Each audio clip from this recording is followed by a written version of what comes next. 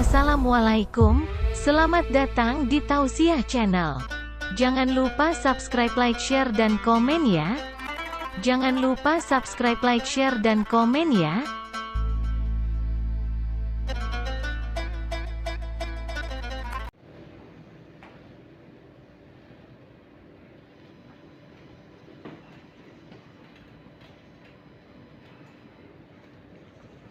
Assalamualaikum warahmatullahi wabarakatuh. Inna hamdanillah wassalatu wassalamu ala rasulillah wa ala alihi wa ashabihi ajma'in. Amma ba'du, kaum muslimin dan muslimat dimanapun Anda berada, kembali lagi kita pada pembahasan tentang fi'il madi. Pada video kali ini kita coba akan membahas sebuah ayat di dalam Al-Quran, ya, di surat Al-Kahfi ayat 71. Dari ayat tersebut nanti kita coba akan mencari tahu mana lafaz-lafaz yang dia tergolong ke dalam fi'il madi. Khususnya kita akan mencari tahu mana lafaz yang dia serupa dengan wazan yang ke-10, yaitu wazan infa'ala.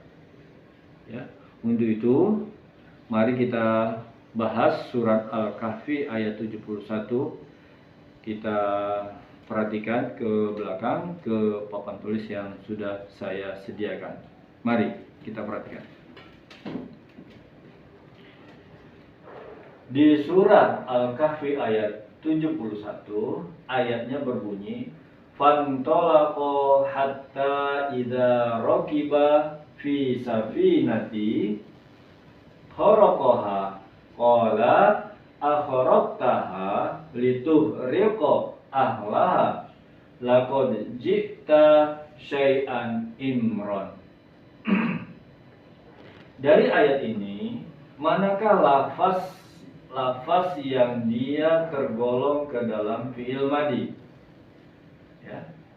Bila kita perhatikan ayat tersebut, ayat ini, maka yang pertama yang bisa kita temukan adalah lafaz intolaqo. Lafaz intolaqo ini adalah fi'il madi. Ya. Kenapa bisa kita pastikan ini fi'il madi?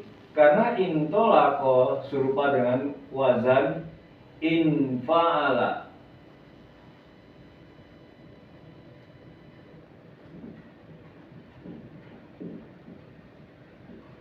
Nah, kata intolaqo inilah lafaz yang serupa dengan wazan yang ke-10, yaitu wazan infa'ala. Di dalam kata infa'ala terdapat dhamir huma. Maka dengan begitu di dalam kata intolaqo juga terdapat dhamir huma. Huma artinya mereka dua orang laki-laki. Siapa dua orang laki-laki yang dimaksud? Ya, mereka adalah Nabi Musa dan Khidir.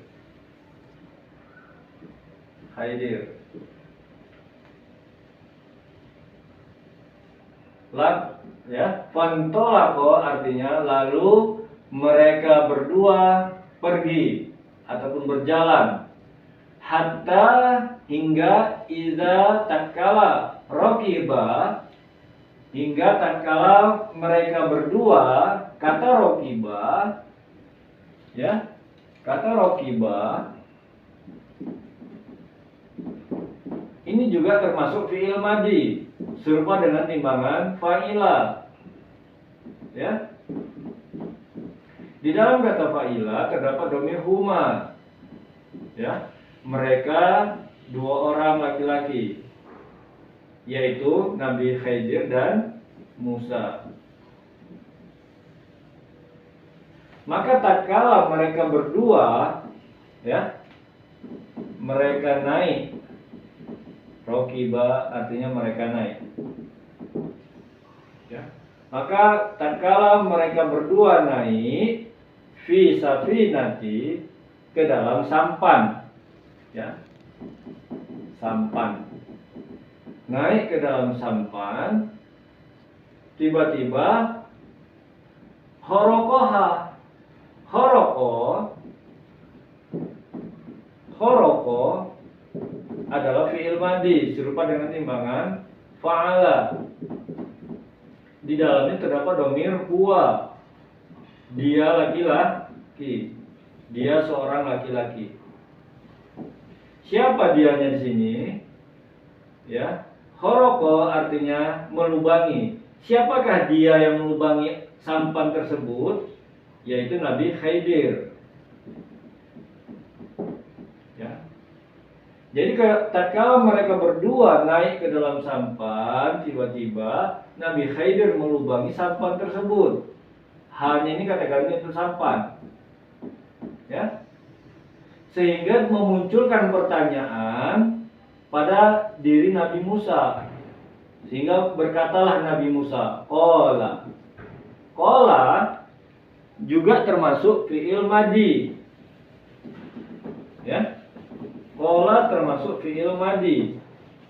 Kata qala ini pernah sudah saya jelaskan bahwasanya qala ini asal katanya adalah qawala, serupa dengan timbangan fa'ala.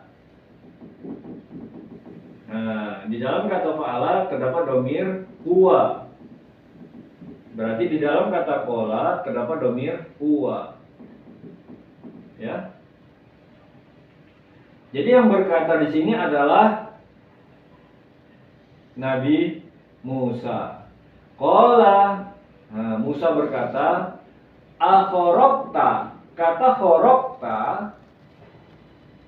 ini juga termasuk fi'il madhi. Ya.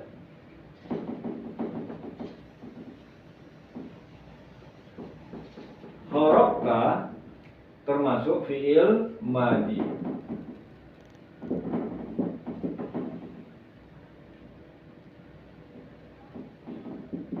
Khorokta serupa dengan fi'il madhi dari timbangan fa'al ta. Di dalamnya terdapat domir anta, kamu seorang laki-laki. Jadi Nabi Musa berkata, ngomong kepada Nabi Khidir, apakah engkau akan melubangi? Apakah kau melubanginya? Ya, nyanya kata-kata untuk sampan. Ya, engkaunya ini kata-kata untuk Nabi Khidir. Ya, apakah engkau melubangi sampan ini, ya, litughriqa, ya, untuk menenggelamkan ahlaha, penumpangnya. Jadi inilah pertanyaan yang muncul dalam diri Nabi Musa yang dia tanyakan kepada Nabi Khidir. Ya, kalaulah memang benar tujuan Nabi Khidir melubangi sampan tersebut untuk menenggelamkan penumpangnya, maka apa kata Nabi Musa? Laqad ji'ta syai'an imron. Kata ji'ta juga termasuk fi'il madhi, karena ji'ta ini aslinya adalah jayata. Jayata serupa dengan timbangan fa'al ta. Dalam kaidah bahasa Arab, huruf ya ini adalah huruf ilat.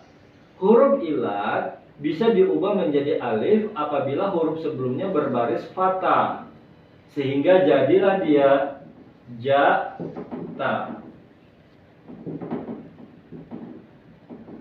Nah, huruf alif di sini tidak berbaris. Kalau dia huruf tak berbaris dianggap sukun. Nah, ketika ada dua huruf sukun, ada dua huruf yang sukun dalam satu kata, maka huruf alifnya bisa dihilangkan sehingga menjadilah dia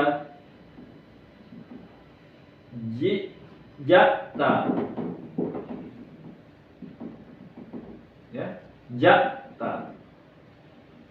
Nah, kata jata, huruf jimnya ini barisnya dirubah menjadi kasroh, ya, dirubah menjadi baris kasroh. Alasannya apa? Kenapa dirubah menjadi kasroh?